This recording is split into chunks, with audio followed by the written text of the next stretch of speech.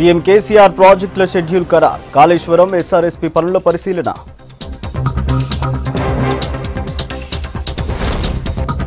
Panchayat municipal ఎన్నికల్లో గెలుస్తాం, ప్రతి ఒక్కరూ ఓటేయాలన్న మాజీ మంత్రులు.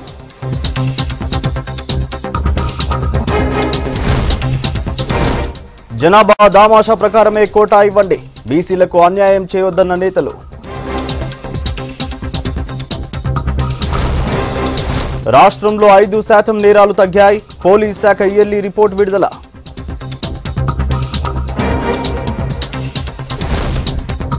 వైభవంగా కొమురవెల్లి కళ్యాణం, భారీగా తరలివచ్చిన భక్తులు.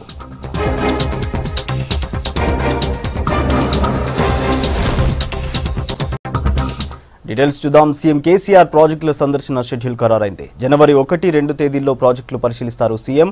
మొదటి రోజు కాళేశ్వరం ప్రాజెక్టు బ్యారేజీలు, పంపు హౌజ్ల నిర్మాణాలు, తర్వాతి రోజు ఎస్ఆర్ఎస్పీ పునరుజ్జీవ పనులు పరిశీలిస్తారు. ఇక మరోవైపు ఇంజనీర్ల బృందం కూడా ప్రాజెక్టుల టూర్కు సిద్ధమైంది.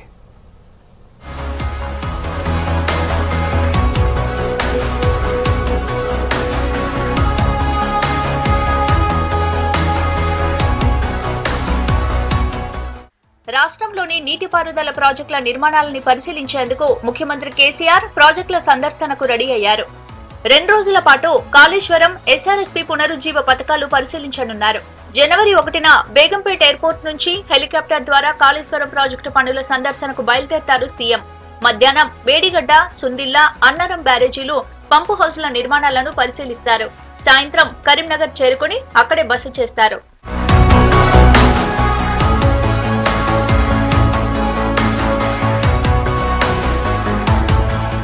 జనవరి 2న ఉదయం శ్రీరామ్ సాగర్ ప్రాజెక్టు పునరుజ్జీవన పథకం పనులు ప్రారంభిస్తారు. రాజేశ్వరరావుపేట, రాంపూర్లలో నిర్మాణంలో ఉన్న పంపు హౌస్ పనులను పరిశీలిస్తారు. తర్వాత హైదరాబాద్ చేరుకుంటారు. 2వ దశ ప్రాజెక్టుల సందర్శనలో ముఖ్యమంత్రి కేసీఆర్ కాళేశ్వరం ప్రాజెక్టులో భాగంగా మిడ్మానేరు నుంచి కొండపోచమ్మ సాగర్ వరకు జరుగుతున్న వివిధ పనుల పరిశీలనకు వెళ్లనున్నారు. పాలమూరు, డిండి, సీతారామ ప్రాజెక్టులను కూడా చూడనున్నారు. ఈ తేదీలను త్వరలో ప్రకటించనుంది CMO.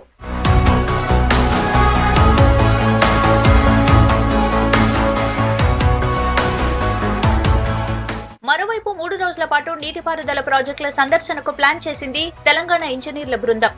Retired chief engineer Shyamprasad Reddy ఆధ్వర్యంలోని టీం రేపు కాళేశ్వరం ప్రాజెక్టు పరిధిలోని మేడిగడ్డ, సుందిల్ల, అన్నారం బ్యారేజీలు, పంపు హౌజ్ల నిర్మాణ పనులను పరిశీలిస్తుంది. ప్రాజెక్టు పనుల పురోగతిపై సీఎంకు వివరించనున్నారు ఇంజనీర్లు. ఎల్లుండి రిటైర్డ్ ఇంజనీర్ల బృందం పాలమూరు, రంగారెడ్డి, డిండి ప్రాజెక్టు పనులు జరిగే ప్రాంతాలను సందర్శిస్తుంది. అక్కడ పనులను పర్యవేక్షిస్తుంది.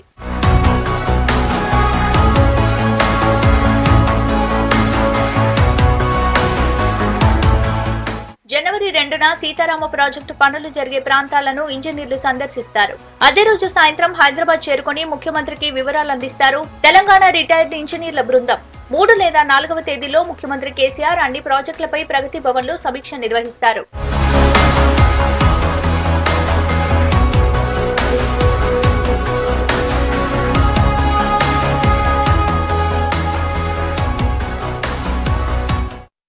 శివసత్తుల పూనకాలు, ఒగ్గు కళాకారుల ఆటపాటలతో కొమురవెల్లి మల్లన్న కళ్యాణం వైభవంగా జరిగింది. పెద్ద సంఖ్యలో భక్తులు తరలి రావడంతో అందుకు తగ్గట్టుగా ఏర్పాట్లు చేశారు అధికారులు.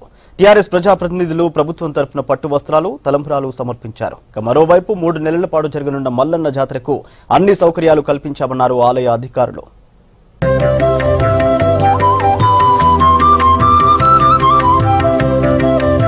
కొమరవెల్లి మల్లన్న కళ్యాణం కన్నుల పండుగగా జరిగింది. పెద్ద సంఖ్యలో భక్తులు కళ్యాణానికి హాజరయ్యారు. మాజీ మంత్రి తలసాని శ్రీనివాస్ యాదవ్, ఎంపీ బూర నర్సయ్య గౌడ్, ఎమ్మెల్యేలు ఎర్రబెల్లి దయాకర్ రావు, ముత్తిరెడ్డి యాదగిరిరెడ్డి స్వామివారికి పట్టు వస్త్రాలు, తలంబ్రాలు సమర్పించారు. జై మల్లన్న నినాదాలతో ఆలయ ప్రాంగణం మార్మోగింది.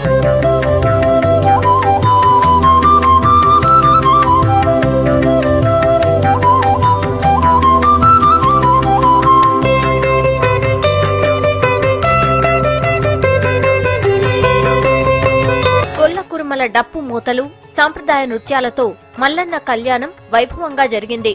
మల్లన్న కళ్యాణం కోసం తోటబావి పరిసరాలు సర్వాంగ సుందరంగా తీర్చిదిద్దారు. వచ్చే సంక్రాంతి నుంచి ఉగాది వరకు 3 నెలల పాటు జరిగే జానపదుల జాతరకు భారీగా ఏర్పాట్లు చేస్తున్నారు.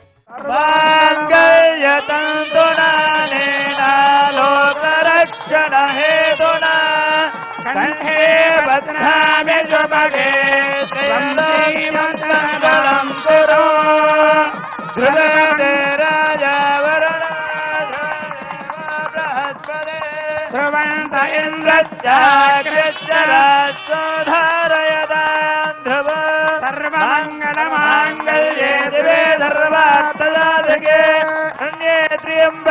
गौरी नारायण नमोस्तुते मांगल्यधारण मुहूर्तस्तमुहूर्तोऽस्तु गृह्णन्तु। కొమ్రెల్లి మల్లన్న కళ్యాణం సందర్భంగా భక్తులకు ఎలాంటి ఇబ్బందులు కలగకుండా భారీ ఏర్పాట్లు చేశారు ఆలయ అధికారులు. ఆలయాన్ని అందంగా ముస్తాబు చేశారు.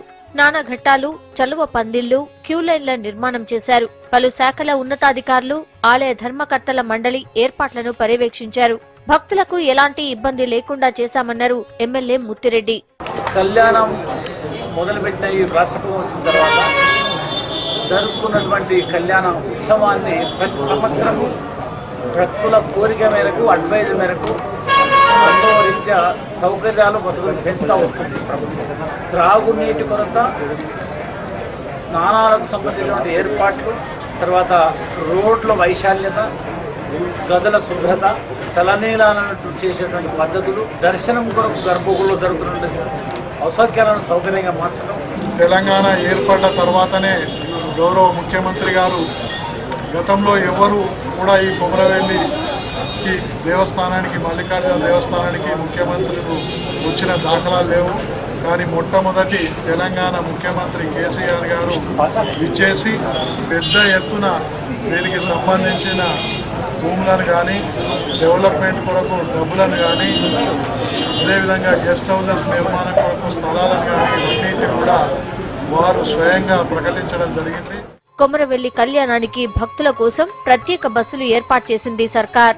వచ్చే ఏడాది కళ్యాణం వరకు ఆలయ పరిసరాలు మరింత అభివృద్ధి చేస్తామన్నారు ఆలయ అధికారులు.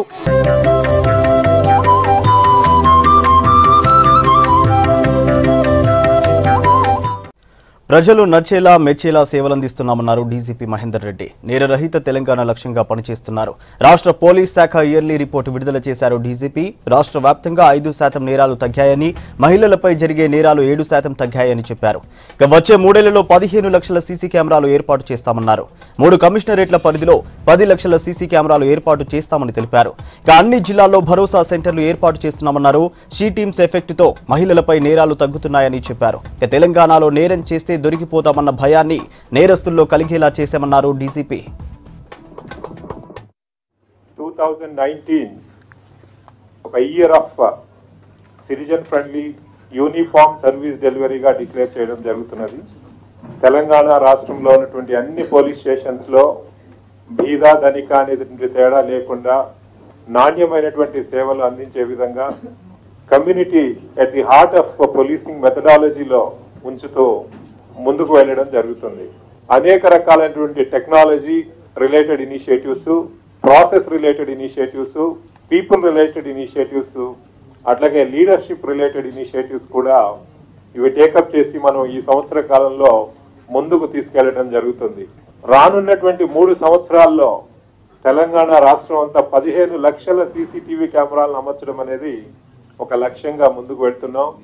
దాంట్లో జీహెచ్ఎంసీ ఏరియాలో, హైదరాబాద్ సిటీ జీహెచ్ఎంసీ ఏరియాలో 3 పోలీస్ కమిషనరేట్స్, హైదరాబాద్, సైబరాబాద్, రాచకొండ, ఈ 3 పోలీస్ స్టేషన్ ఏరియాస్ లో 10 లక్షల సీసీటీవీ కెమెరాలు, రెస్ట్ ఆఫ్ ద స్టేట్ అంతా కూడా కలుపుకొని 5 లక్షల సీసీటీవీ కెమెరాస్ నెక్స్ట్ 3 సంవత్సరాల్లో లక్ష్యంగా ముందుకు పెట్టుకొని దీన్ని అచీవ్ చేయడానికి ముందుకు వెళ్ళడం జరుగుతుంది. దేశంలోనే ఒక ముఖ్యమైనటువంటి మొట్టమొదటి రాష్ట్రంగా, ఒక ముఖ్యమైనటువంటి ప్రణాళికగా, ప్రజలకు అందుబాటులో ఉండేటువంటి వ్యవస్థగా దీన్ని తీర్చిదిద్దడం జరుగుతోంది. 2018 రాష్ట్రం అంతా కూడా ఎక్కడ కూడా major law and order problem ఎక్కడా లేకుండా ఒక శాంతియుత వాతావరణంలో ప్రజలు వాళ్ళ జీవనాన్ని గడుపుకోవడానికి కావాల్సిన పరిస్థితుల్ని తెలంగాణ పోలీస్ వ్యవస్థ ప్రజలకు అందించడం జరిగింది. అట్లాగే నేరాలు చూసినట్లయితే మనం ఓవరాల్ క్రైమ్ రిడక్షన్ 5% జరిగింది త్రూఅవుట్ ది స్టేట్. అట్లాగే మర్డర్స్ 4% రిడక్షన్ ఓవరాల్ గా ఎంటైర్ స్టేట్ లో. Property crime 8% reduction. Chain snatchings overall గా త్రూఅవుట్ ది స్టేట్ 43% రిడక్షన్.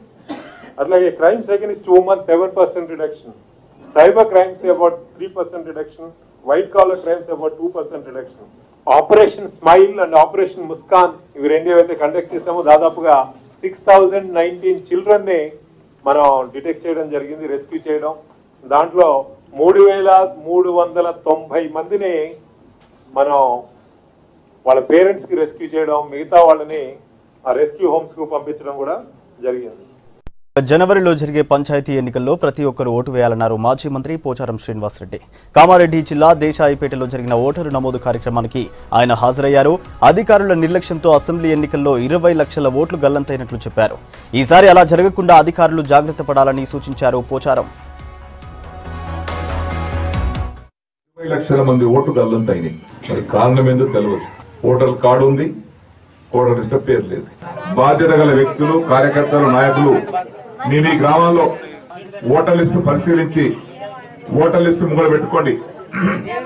గల్లీ వారీగా, బూత్ వారీగా ఎవరి పేరైతే ఓటర్ లిస్టు లేదో జనవరి 6 తేదీ లోపల ఏ గ్రామానికి ఆ గ్రామానికి ఓటింగ్ నమోదు చేసి అధికారికి ఇచ్చి రసీదు పొంది అట్టి రసీదుని మరియు దీని జిరాక్స్ కాపీని నాకు అందజేయవలసిందిగా ప్రతి గ్రామ నాయకుల, కార్యకర్తలకు ప్రెస్ ద్వారా విజ్ఞప్తి చేస్తా ఉన్నాను.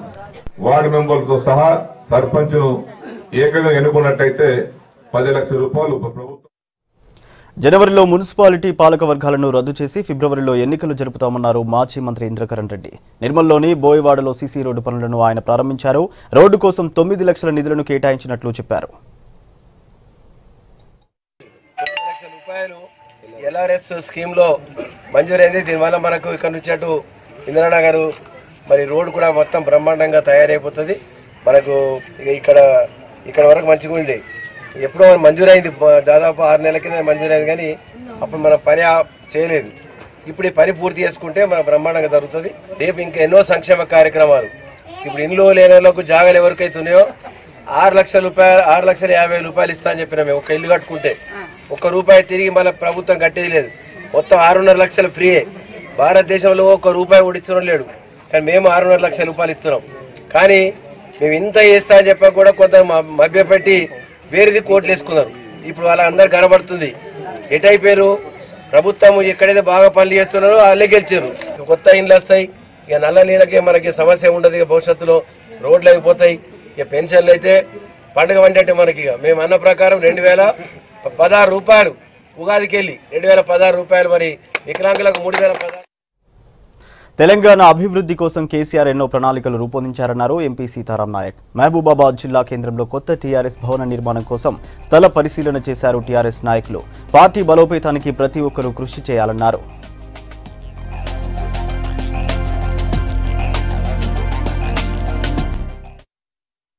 అన్ని జిల్లాల్లో పార్టీని సిద్ధపరచాలనే ఉద్దేశంతో ఇప్పటివరకు దాదాపు రాష్ట్ర కమిటీ 2-3 మీటింగ్లు పెట్టి అందులో భాగంగానే ప్రతి జిల్లాలో పార్టీ కార్యాలయాలు నిర్మించుకోవాలనేది ప్రధాన ఉద్దేశం. అది 6 నెలల లోపలనే పూర్తిగా కంప్లీట్ చేసుకోవాలనేది కేటీఆర్ గారి ఉద్దేశం. అందులో భాగంగా ఇలా మేము స్థలం సేకరణ కొరకు రావడం జరిగింది. ఇక్కడనే ఎమ్మెల్యే గారి క్యాంప్ ఆఫీస్ పక్కపట్ల స్థలం చూడడం జరిగింది. అది ఆ స్థలం మరి అందరికీ నచ్చింది. ఆ స్థలాన్ని తీసుకొని వెంటనే సంక్రాంతి తర్వాత కేటీఆర్ గారిని తీసుకొచ్చి మరి ఫౌండేషన్ స్టోర్ వేసుకోవడం జరుగుతుంది. ఒక ఎమ్మెల్యే క్యాంప్ ఆఫీస్ ఉంటే ఇక్కడ మాకు ఎమ్మెల్యే ఉంటాడు, వస్తే కలుస్తాడు అనేటువంటి ఒక భరోసా కల్పించినటువంటి వ్యక్తి గౌరవ ముఖ్యమంత్రి గారు.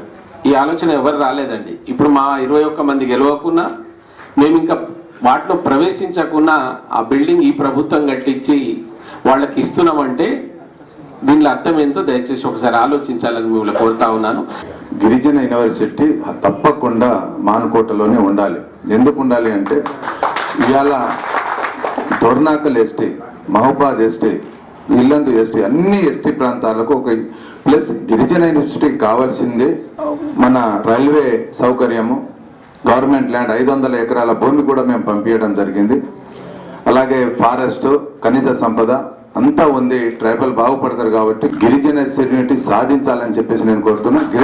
గిరిజన యూనివర్సిటీతో పాటు మనకు మెడికల్ కాలేజ్ ఉన్న డిస్ట్రిక్ట్లలో 2-3 మెడికల్ కాలేజీలు ఇస్తున్నారు. సో మనం అందరం పోతే దయచేసి మన సీఎం గారు మెడికల్ కాలేజ్ ఇస్తారు. జనాభా దామాషా ప్రకారం బీసీలకు రిజర్వేషన్లు ఇవ్వాలన్నారు పీసీసీ చీఫ్ ఉత్తమ్ కుమార్ రెడ్డి. కోర్టుకు వెళ్లారంటూ కాంగ్రెస్ పై సీఎం అసత్యాలు చెబుతున్నారన్నారు. టీఆర్ఎస్ నేతలే కోర్టులో కేసు వేశారని చెప్పారు ఉత్తమ్. ఇక బీసీల న్యాయమైన ఉద్యమానికి తోడుగా ఉంటామన్నారు సీఎల్పీ మాజీ నేత Jana Reddy.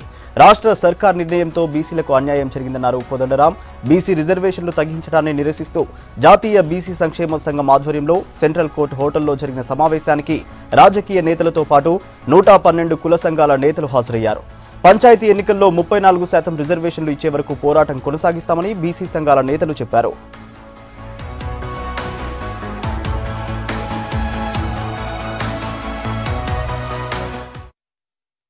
Congress party 50%కే reservations permit చేయాలని చెప్పి కోర్టుకి ఏనాడు పోలేదు. ఇది చాలా స్పష్టంగా చెప్తున్నా, అది ముఖ్యమంత్రి చెప్పేది అబద్ధము. కాంగ్రెస్ పార్టీగా ఏనాడు కూడా 50% రిజర్వేషన్ కి పరిమితం చేయాలని ఏనాడు ఈ 4 ఏళ్ల పాటు ఎప్పుడు ఏ కోర్టుకి పోలేని విషయం నేను స్పష్టంగా తెలియజేస్తున్నాను. కాంగ్రెస్ పార్టీ అధికారంలో ఉన్న గత కొన్నేళ్ల నుంచి గతంలో జరిగిన జెడ్పీటీసీ ఎంపీటీసీ ఎలక్షన్స్ కావచ్చు, గతంలో జరిగిన సర్పంచ్ ఎన్నికలు కావచ్చు, అంతకుముందు జరిగిన లోకల్ బాడీ ఎన్నికల్లో కావచ్చు, కాంగ్రెస్ పార్టీ అధికారంలో ఉంటేనేమో బీసీలకి 34% రిజర్వేషన్ ఎట్లా సాధ్యమైనవి? మరి మీకేమో బీసీ రిజర్వేషన్స్ ఆ స్థాయిలో కూడా నిలబెట్టుకోలేని మిమ్మల్ని ఏమనాలి? కాంగ్రెస్ పార్టీ ఎప్పుడు కూడా రిజర్వేషన్స్ బీసీలకి 34% కంటే తక్కువ చేసిందా? చాలా హడావిడిగా అసలు ఎన్నికల రిజల్ట్స్ వచ్చి ఎవరు తేరుకోకముందే, అసలు కేబినెట్ ఏర్పాటు కాకముందే ఒక ఆర్డినెన్స్ తీసుకొచ్చి బీసీ రిజర్వేషన్స్ తగ్గించి చేయాల్సిన మరి అవసరం ఎందుకు వచ్చిందో వారే సంజయ్ చెప్పాలి. ఆ తర్వాత వచ్చిన హఠాత్తుగా ఎన్నికలు అనేటువంటి నెపంతో ముందుకు సాగిన మీరు పడుతున్నటువంటి ఆందోళన, ఆ తర్వాత బీసీ మొత్తం సంఘాలన్నీ కూడా ఆవేదనను మేము అర్థం చేసుకున్నాం. ఈ పరిస్థితుల్లో మీరు సభలు సమావేశాల ద్వారానే కాదు, సదస్సుల ద్వారా మీ అభిప్రాయాలు లేక లీగల్ గా లేక నైతికంగా లేక పూర్వకంగా ఉన్నటువంటి పరిస్థితుల్లో దాన్ని ఛేదించడం, దాన్ని లేక అధిగమించడం ఒక అవకాశాలను మీరు చర్చిస్తున్నందుకు చాలా సంతోషం.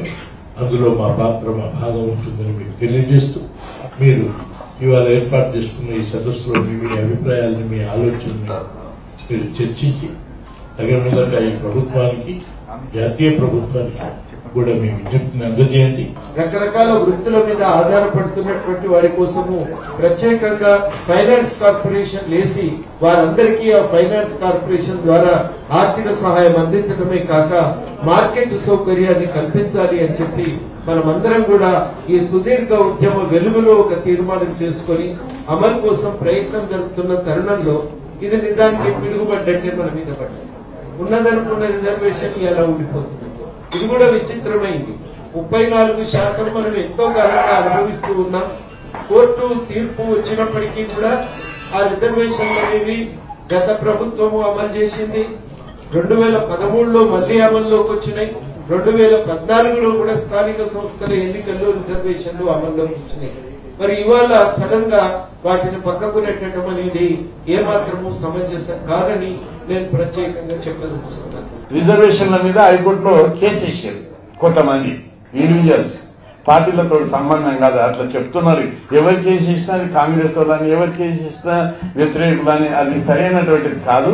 కొందరు వేసారు వ్యక్తులు, వేస్తే హైకోర్టు స్టే ఇచ్చింది, ఇంటీరియర్ స్టే. రాష్ట్ర ప్రభుత్వం ఏం చేయాలి? సుప్రీంకోర్టు పోయి స్టే వికెట్ అన్న చేయాలి, లేదా హైకోర్టునే ఫుల్ బెంచ్ అప్పీల్ చేసి స్టే వికెట్ చేయించాలి. సుప్రీంకోర్టుకు పోయి అక్కడ ఆర్గ్యుమెంట్ చేయకుండానే, ప్రామినెంట్ అడ్వకేట్ అని పెట్టకుండానే ఆ కేసును మధ్యనే విత్డ్రా చేసుకుని వచ్చింది. పోనీ విత్డ్రా చేసుకుని వచ్చినావు. ఇక్కడ మరి హైకోర్టులనన్నా ఫుల్ బెంచ్ కేపిచ్చి ఇంటీరియర్ స్టేను వికెట్ చేయడానికి ఒక చిన్న కేసు సంబంధించి ఢిల్లీ నుంచి ఎమ్మెల్యేలకు సంబంధించిన కేసు కానీ, ఒక ఎమ్మెల్యేని అరెస్ట్ చేసి కేసుకు సంబంధించిన కానీ ఢిల్లీ నుంచి పెద్ద పెద్ద అడ్వకేట్లను తీసుకొచ్చి ఆర్గ్యుమెంట్ చేస్తున్నావు. 2 కోట్ల మంది రాష్ట్రంలో ఉన్నటువంటి బీసీలకు అన్యాయం జరుగుతుంటే ఒక మంచి అడ్వకేట్ తీసుకొచ్చి ఫుల్ బెంచ్ చేసి స్టే వెకేట్ చేయడానికి రాష్ట్ర ప్రభుత్వానికి నేను ప్రశ్నిస్తున్నా. ఆదిలాబాద్ పట్టణంలోని డైట్ కళాశాలలో police versus press friendly cricket match జరిగింది. మ్యాచ్ను జిల్లా ఎస్పీ విష్ణు వారియర్ ప్రారంభించారు. టాస్ గెలిచి బ్యాటింగ్కు దిగింది ప్రెస్ 11 టీం. 12 ఓవర్లలో 63 పరుగులు చేసింది. 64 పరుగుల చేసింగ్కు దిగారు పోలీస్ టీం. 8 ఓవర్లలోనే టార్గెట్ని ఈజీగా చేశారు.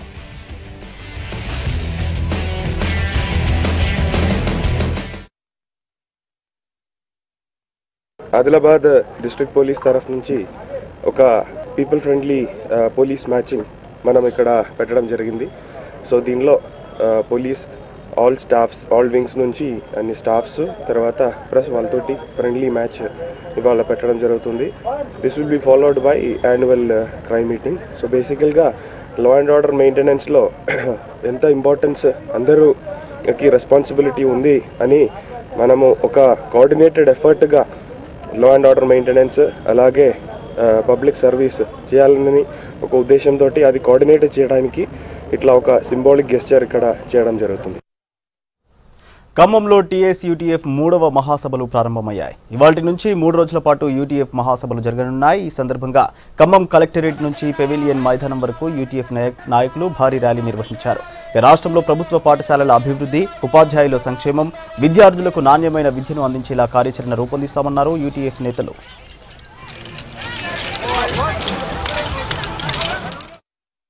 3వ మహాసభలు ఖమ్మం జిల్లాలో 30-31 ఫస్ట్ తారీఖు నాడు జరగబోతున్నాయి.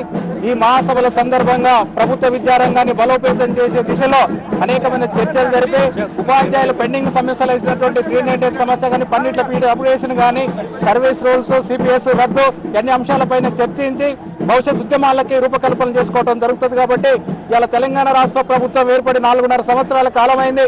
ప్రభుత్వ విద్యారంగం కోసం కూడా ఎలాంటి కమిషన్ ఏర్పాటు చేసుకుంటా తాత్సర్యం చేస్తుంది. వెంటనే ప్రభుత్వ విద్యారంగం బలోపేతం చేసేందుకు ప్రత్యేక కమిషన్ ఏర్పాటు చేయాలని కూడా తెలంగాణ రాష్ట్ర ఐక్యోపాధ్యాయ డిమాండ్ చేస్తున్నాం. ఈ రోజు రేపు ఎల్లుండి 3 రోజుల పాటు ఖమ్మం నగరంలో టీఎస్యూటీఎఫ్ రాష్ట్ర 3వ మహాసభలు నిర్వహిస్తూ ఉన్నాం. ఈ మహాసభల ప్రధాన ఉద్దేశం తెలంగాణ రాష్ట్రంలో ప్రభుత్వ విద్యారంగ అభివృద్ధి, ఉపాధ్యాయుల సంక్షేమం, ఈ రాష్ట్రంలో ఉన్నటువంటి 60 లక్షల మంది బడి వయసు పిల్లలందరికీ కూడా సమానమైన నాణ్యమైన విద్య అందించాల్సినటువంటి బాధ్యత ప్రభుత్వాన్ని. ఆ బాధ్యతను ప్రభుత్వానికి గుర్తు చేస్తూ రాబోయే రోజుల్లో ఈ రాష్ట్రంలో ప్రభుత్వ విద్యారంగాన్ని అభివృద్ధి చేసుకోవడం కోసం అవసరమైన కార్యాచరణని రూపొందించుకుంటాం. రాబోయే రోజుల్లో మరింత బలమైనటువంటి ఐక్యోద్యమాన్ని నిర్మించడం కోసం మా రాష్ట్ర మహాసభల్లో మేము కార్యాచరణని. పెద్దపల్లి జిల్లా గోదావరిఖనిలో అక్రమంగా బియ్యం, బెల్లాన్ని తరలిస్తున్న 6గురిని అదుపులోకి తీసుకున్నారు పోలీసులు. లారీ, డీసీఎం వ్యాన్తో పాటు మారుతి కారు సీజ్ చేశారు. అక్రమంగా తరలిస్తున్న 100 క్వింటాల పీడీఎస్ బియ్యాన్ని, 600 క్వింటాల బెల్లాన్ని సీజ్ చేశారు టాస్క్ ఫోర్స్ పోలీసులు. బియ్యాన్ని మహారాష్ట్ర నుంచి తీసుకొస్తుండగా బెల్లాన్ని మహారాష్ట్రకు తరలిస్తుండగా పట్టుకున్నారు పోలీసులు.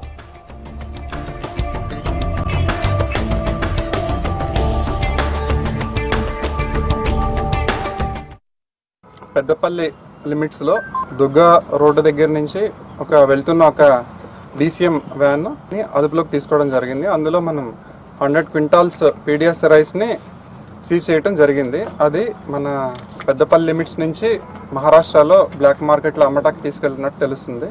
దానికి సంబంధించిన అక్యూజ్డ్ అయిన 4గురిని ఈరోజు అరెస్ట్ చేయడం జరిగింది. వాళ్ళు ఏంటంటే ఈ డీసీఎంతో పాటు ముందుగా ఒక అడ్వాన్స్ పైలట్గా కూడా ఒక వెహికల్ని పెట్టుకున్నారు. పోలీసుని దారి మళ్లించి రైస్ని క్షేమంగా వాళ్ళ డెస్టినేషన్కి తీసుకెళ్ళేటట్టు దాన్ని కూడా మనం సీజ్ చేయడం జరిగింది. ఆ వెహికల్ని కూడా దీనికి సంబంధించి 4గురిని అరెస్ట్ చేయడం జరిగింది. Sampath and Praveen and Srinivas and Srinivas అనే ఇంకో అతన్ని కూడా అరెస్ట్ చేయడం జరిగింది.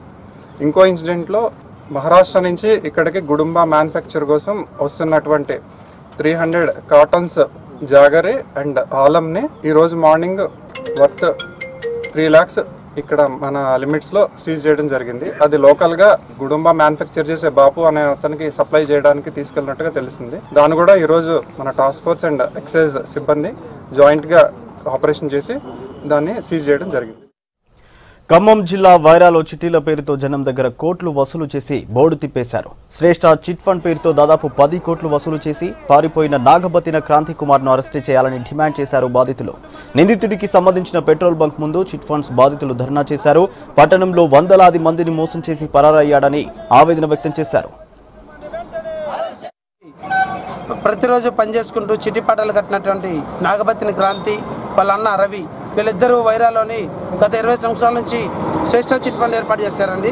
ఈ పేరుతోటి మా అందరినీ నమ్మబలికి 20 సంవత్సరాల నుంచి మేమందరం చిట్టీలు కట్టుకుంటా వాళ్ళ దగ్గర అనేక రకాలుగా చిన్న చిన్న వ్యాపారాలు చేసుకుంటా రోజుకు 100-200 రూపాయలు చొప్పున ఏర్పాటు చేసినటువంటి డబ్బుల్ని వీళ్ళకి కట్టి రోజు ఈ పెట్రోల్ బంక్ దగ్గర రోజు కట్టేవాళ్ళం అండి మేమందరం. కొంతమంది రాము తర్వాత సురేష్ అని ఇద్దరు కలిసి కలెక్షన్ చేసుకుంటూ ప్రతిరోజు తలాడ మండలం ఏనుకూరు కురిజల్ల మండలాల చుట్టూ తిరిగి డబ్బులు కలెక్షన్ చేసుకుంటూ వచ్చి మా అందరి డబ్బుల్ని ఈరోజు సుమారు 5 కోట్ల రూపాయల డబ్బుల్ని వీళ్ళు కాజేసి వీళ్ళ అన్నదమ్ముల కుటుంబాలు మొత్తం నాగబతిని కుటుంబాలు మొత్తం కూడా ఇటు వెళ్ళిపోయి 10 రోజులు అవుతుందండి. అయినా సరే స్పందించట్లేదని ఈరోజు మా ఆవేదన ఇక్కడ వ్యక్తం. రాష్ట్రంలో హైదరాబాద్ తర్వాత రెండో పెద్ద నగరం వరంగల్. 2018లో రాష్ట్రంలో సంచలన సంఘటనలకు కేంద్రమైంది వరంగల్ కమిషనరేట్. ఏడాది జిల్లాని అత్యధికంగా అగ్ని ప్రమాదాలు వెంటాడగా నేరాల్ని తగ్గించడంలో విజయం సాధించారు పోలీసులు.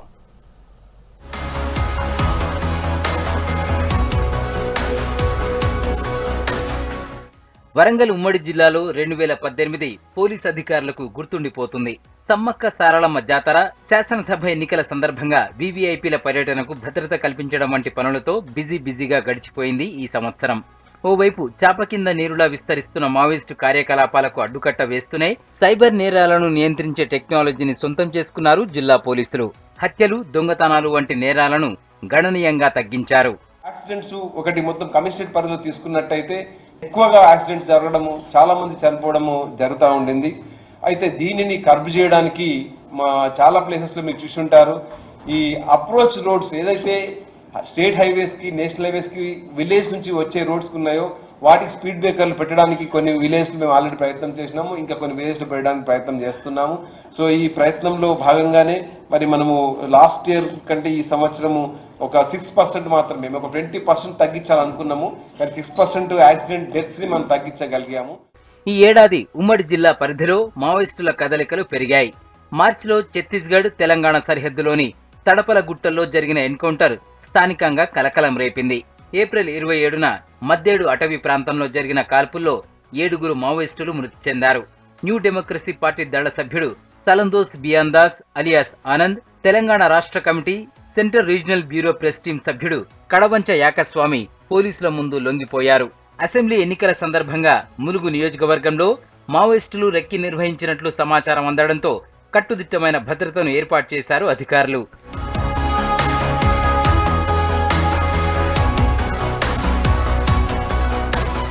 వరంగల్లో సంచలనం సృష్టించిన సాంబయ్య హత్య కేసును వారం రోజుల్లోనే ఛేదించారు జిల్లా పోలీసులు.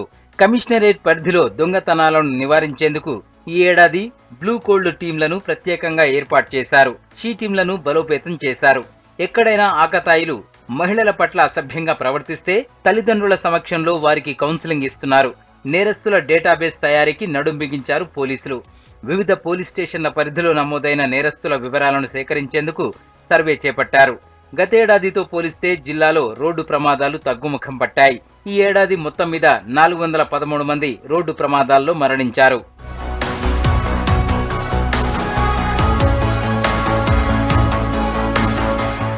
ఈ ఏడాది జిల్లాను అధికంగా అగ్ని ప్రమాదాలు వెంటాడాయి. భద్రకాళి ఫైర్ వర్క్స్ ప్రమాదం విషాదాన్ని మిగిల్చింది. ఈ ప్రమాదంలో 10 మంది మరణించారు. ఆగస్టు 2న వరంగల్ 2వ డిపోలో జరిగిన అగ్ని ప్రమాదంలో 5 బస్సులు ఆహుతయ్యాయి. దీనిపై విచారణ కొనసాగుతోంది. ఏడాది చివర్లో కాజీపేట స్టేషన్లో నిలిపించిన రైలు బోగి దగ్ధమైంది.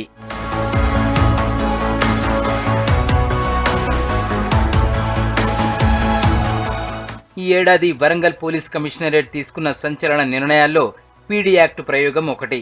పదే నేరాలకు పాల్పడుతున్న వారిపై నగర బహిష్కరణ విధిస్తూ పీడీ యాక్టును ప్రయోగించారు పోలీసులు. వరుస దొంగతనాలు, గుట్కాలు అమ్మేవారిపై కఠినంగా వ్యవహరించారు. ఈ ఏడాది 50 మందికి పైగా వ్యక్తులపై పీడీ యాక్టును ప్రయోగించారు. నగరంలో చైన్ స్నాచింగ్ కేసులు తగ్గాయి. దృష్టి మరల్చి దోపిడీకి పాల్పడుతున్న తమిళనాడుకు చెందిన 4 సభ్యుల ముఠాను పోలీసులు అరెస్టు చేశారు.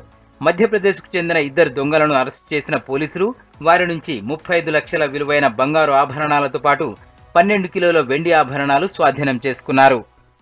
మనము ఈ సంవత్సరం చూసుకున్నట్టయితే చాలా ఇంపార్టెంట్ గ్యాంగ్స్ కూడా పట్టుకోవడం జరిగింది.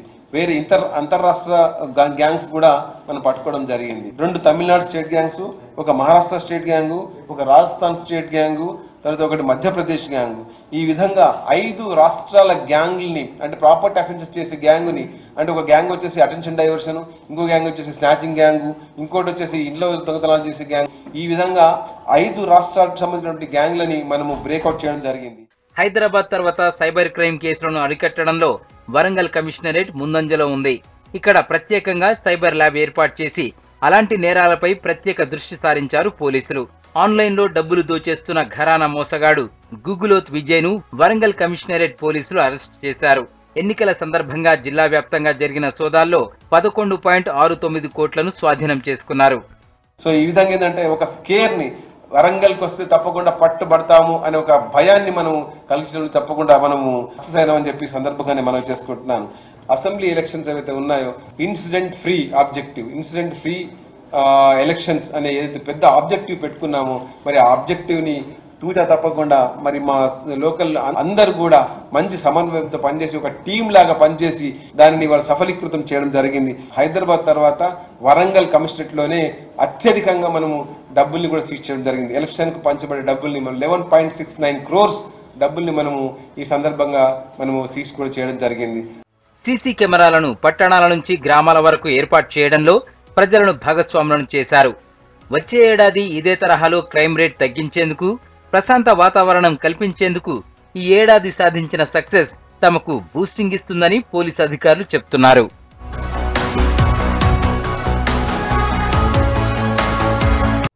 మారుతున్న కాలానికి అనుగుణంగా యూత్ కొత్త ఐడియాలు చేస్తున్నారు. ప్రజల అవసరాలు తెలుసుకుని వారికి తగ్గ సౌకర్యాలు కల్పిస్తున్నారు. ఖమ్మంలో 3 స్నేహితులు కలిసి డిఫరెంట్ గా ఆలోచించారు. హైదరాబాద్ లో అందుబాటులో ఉండే రెంటెడ్ బైక్ సౌకర్యాన్ని ఇప్పుడు ఖమ్మంలో కూడా ప్రవేశపెట్టారు.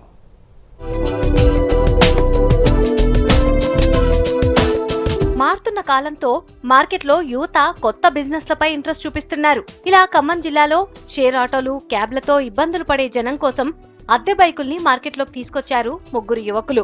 రామ్ బైక్స్ పేరుతో అద్దె బైకులు తీసుకురావడంతో వీటికి డిమాండ్ పెరిగింది. ఖమ్మం బస్టాప్ దగ్గరే ఉండే రామ్ బైక్స్ లో youth, middle age, above middle age వారికి వారి వయసుకు తగిన బైక్లుంటాయి. ఈ బైక్లని ఎవరూ దొంగతనాలు చేయకుండా వీటికి ట్రాకింగ్ సిస్టమ్ కూడా ఉంటుంది. రెంట్ కి తీసుకువెళ్లాలంటే ఒరిజినల్ లైసెన్స్ తో పాటు 50 రూపాయలు చెల్లించాల్సి ఉంటుంది. ఆటో ఛార్జీలతో ఇబ్బందులు పడుతున్న ప్రజల కోసమే ఈ బిజినెస్ ని మొదలు పెట్టామంటున్నారు రామ్ బైక్స్ నిర్వాహకులు. కస్టమర్ల రక్షణ కోసం బైక్ తో పాటు హెల్మెట్ కూడా ఇస్తున్నట్లు తెలిపారు. వేరే ప్రాంతాల నుంచి వచ్చే ప్రజల అవసరాలను దృష్టిలో పెట్టుకొని వాళ్ళ పనుల్ని సులభతరంగా పూర్తి చేసుకోవడానికి మనం బైకులను కూడా రెంట్కి అందుబాటులో ఉంచడం జరిగింది. ఇది ఖమ్మంలో మొట్టమొదటిసారిగా. ఖమ్మంలో ఆటో ఎక్కితే ఛార్జ్ చేస్తున్నారు 20 రూపీస్. ఒక్కొక్క ఎక్కడికి ఎక్కినా ఇక్కడ దిగినా కానీ 20 రూపాయలు ఛార్జ్ చేస్తున్నారు. సో దాన్ని దృష్టిలో పెట్టుకుని మాకు కొత్త ఆలోచన వచ్చింది. దానివల్ల రామ్ బైక్స్ అని మేము ఖమ్మంలో బస్ స్టాండ్ కాంప్లెక్స్లో పెట్టేశాం. సో దీనివల్ల ఏంటంటే చాలా సులభవంతంగా పనిచేసుకోవడం కోసం ఎంత ఫ్రీగా ఉందంటే కస్టమర్లకి వచ్చి తీసుకుని పోయిన వాళ్ళు మాకు ఎంతో ప్రోత్సాహం ఇస్తున్నారు. ఇంకా చాలా మంచిగా పెట్టారని చెప్పేసి మాకు ఇంకా సజెషన్ చేయడం బాగుంది.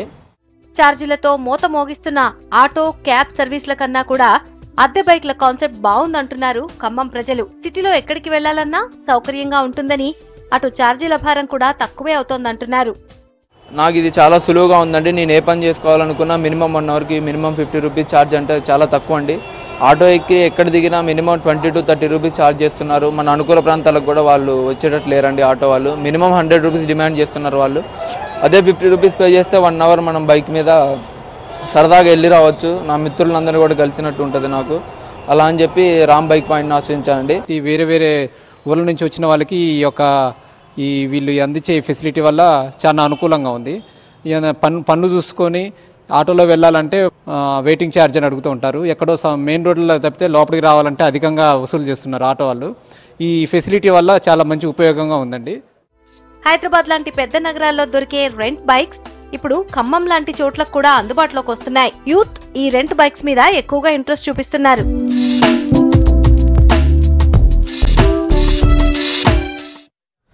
తెలంగాణలోని సంక్షేమ పథకాలకు మహారాష్ట్ర ప్రజలు ఫిదా అవుతున్నారు. బోర్డర్లోని గ్రామాల ప్రజలు తమ ఊర్లను తెలంగాణలో కలపాలంటూ ఆందోళన చేస్తున్నారు. దీనిపై మహారాష్ట్ర సర్కార్కు లేఖ రాశారు. గులాబీ బాస్ అనుమతి ఇస్తే రాబోయే అసెంబ్లీ, పార్లమెంట్ ఎన్నికల్లో ఇక్కడి నుంచి పోటీ చేస్తామంటున్నారు.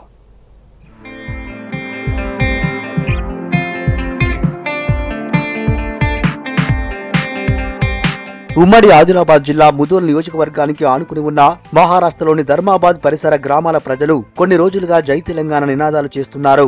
నయగావ్ అసెంబ్లీ నియోజకవర్గం మొత్తం తెలంగాణలో విలీనం అయ్యేందుకు సిద్ధంగా ఉంది. ధర్మాబాద్ తాలూకాలో ఉన్న 55 గ్రామ పంచాయతీల్లో 40 గ్రామ పంచాయతీల్ని తెలంగాణలో కలపాలని స్థానిక ప్రజలు డిమాండ్ చేస్తున్నారు. ఇప్పటికే ఆయా గ్రామాల ప్రజలు మహారాష్ట్ర ప్రభుత్వానికి లేఖ రాశారు.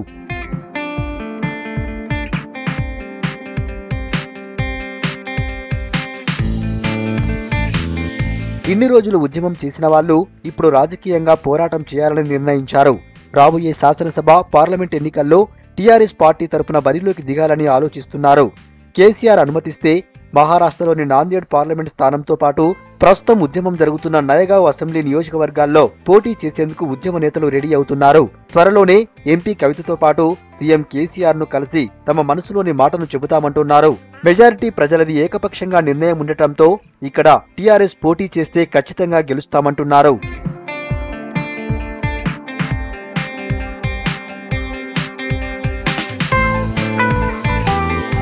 ధర్మాబాద్ మండలంలోని ప్రజల భూ రికార్డులన్నీ ముదోల్ మండలంలోనే ఉన్నాయి. దీంతో రోజు తెలంగాణ ఆఫీసుల చుట్టూ తిరుగుతూ మన ప్రభుత్వంతోనే లావాదేవీలు జరుపుతున్నారు. భౌతికంగా మహారాష్ట్రలో ఉన్నప్పటికీ తమంతా తెలంగాణ వాళ్లమే అంటున్నారు ఇక్కడి ప్రజలు. తమను తెలంగాణలో కలపాలని డిమాండ్ చేస్తున్నారు. ఆందోళనలతో పాటు రాజకీయంగా తమ డిమాండ్ను దేశానికి చాటుతామంటున్నారు.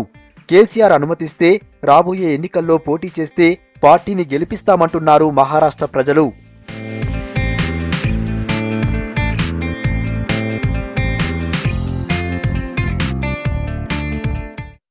అదో మారుమూల గ్రామం. అక్కడ కులాం గిరిజనులు మాత్రమే ఉంటారు. మండల కేంద్రానికి 2 కిలోమీటర్లు, ప్రధాన రహదారికి కిలోమీటర్ దూరంలో ఉన్న ఆ గ్రామాన్ని పట్టించుకున్న వారు లేరు. అలాంటి ఆ గ్రామాన్ని అభివృద్ధి చేసేందుకు ఎన్ఎస్ఎస్ స్టూడెంట్స్ ముందుకు వచ్చారు. వింటర్ క్యాంప్తో వారం రోజుల్లో గిరిజనులకు అభివృద్ధి, ప్రభుత్వ పథకాలపై అవగాహన కల్పించారు.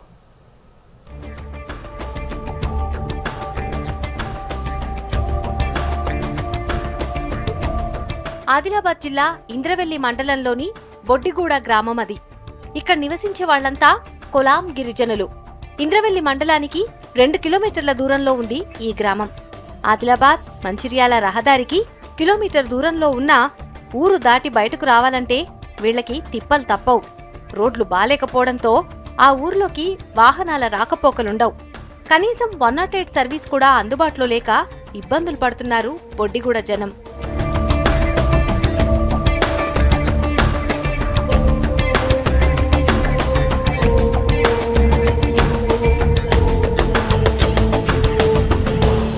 ఇంద్రవెల్లి ప్రభుత్వ junior college students NSS winter క్యాంప్లో బొడ్డిగూడ గ్రామాన్ని ఎంచుకున్నారు.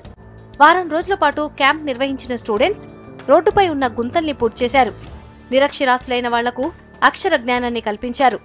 బొడ్డిగూడలో ఎలాంటి అభివృద్ధి జరగకపోవడంతో వాళ్లకు ప్రభుత్వ పథకాల గురించి వివరించారు ఎన్ఎస్ఎస్ వాలంటీర్లు. పరిశుభ్రతపై అవగాహన కల్పించి ఇంటింటికి మరుగుదొడ్లు నిర్మించుకోవాలని చెప్పారు. బొడ్డిగూడ అనే గ్రామంలో ఎన్ఎస్ఎస్ క్యాంప్ నిర్వహించడం జరిగింది. బొడ్డిగూడ గ్రామంలో రోడ్డు గుంతలమయమై ఉంది. అంబులెన్స్ రాకపోకలు కూడా చాలా కష్టంగా ఉండే. ఎన్ఎస్ఎస్ ఆధ్వర్యంలో మేము ఆ రోడ్డును బాగుపరచాము. గుంతలను పూడ్చడం అనేది జరిగింది. కులం ప్రజలను అవగాహన కల్పించడం జరిగింది. 70 సంవత్సరాల పైన ఉన్న ముస్లిం వాళ్ళను సంతకం నేర్పించడం జరిగింది. వీళ్ళతోనే ముద్ర వేసే వాళ్ళు అట్లా కాకుండా సంతకం చేస్తే బాగుంటుందని వాళ్లకు అక్షరాభ్యాసం చేసి పలకల మీద వాళ్ళ పేర్లను దిద్దిపించడం అనేది జరిగింది. బొద్దిగూడ గ్రామాన్ని ప్యూర్ కులాం ఆదివాసీ పీవీటీసీ గ్రామాన్ని ఎన్ఎస్ఎస్ వాలంటీర్లు దత్తత తీసుకోవడం జరిగింది. కేవలం ఈ 7 రోజులు, 1 రోజు, 2 రోజులు కాదు, నిరంతరం అవగాహన కార్యక్రమాలు నిర్వహిస్తామని ఈ సందర్భంగా తెలియజేయడం జరిగింది. ఇంటింటా సర్వే నిర్వహించినాం. గవర్నమెంట్ సంక్షేమ ఫలాలు అనేటివి అందుతున్నాయా లేదా అనే దాని మీద కూడా ఆరా తీయడం జరిగింది. ప్రత్యేక నివేదికను తయారు చేసి ఇటు మండల స్థాయి అధికారులకు అటు జిల్లా కలెక్టర్ గారికి నివేదిక సమర్పించడం అనేది జరుగుతుంది. అధికారులు ఈ గ్రామాన్ని పట్టించుకొని బాగు చేయాల్సినటువంటి అవసరం ఉంది. ఈ గ్రామాభివృద్ధిలో ఎన్ఎస్ఎస్ వాలంటీర్లమైనటువంటి ఎన్ఎస్ఎస్ సేవకులమైనటువంటి మేము కూడా పాలు పంచుకుంటామని ఈ సందర్భంగా తెలియజేయడం జరుగుతుంది. ఇప్పటి వరకు ఏ అధికారి పట్టించుకోని తమ గ్రామం ఎన్ఎస్ఎస్ క్యాంప్ తో అంతో ఇంతో బాగైందని చెప్తున్నారు స్థానికులు. ఇప్పటిదాకా బొడ్డిగూడ అనే విలేజ్ ఎవరికి తెలియదు, కానీ ఇక్కడ ఎన్ఎస్ఎస్ 7 రోజుల ఎన్ఎస్ఎస్ క్యాంప్ పెట్టి విద్యార్థులు వచ్చి మా ఊర్లో మంచి ప్రోగ్రాం చేశారు. మట్టి రోడ్డు కూడా వేశారు, మరుగుదొడ్లు కూడా మాకు శాంక్షన్ చేయించారు. దాంతోపాటు అక్షరాలు రాని మహిళలకు అక్షరాలు నేర్పించారు. అధికారులు బొడ్డిగూడ గ్రామంపై దృష్టి పెట్టి తమకు మరిన్ని సౌకర్యాలు కల్పించాలని కోరుతున్నారు కొలాం గిరిజనులు.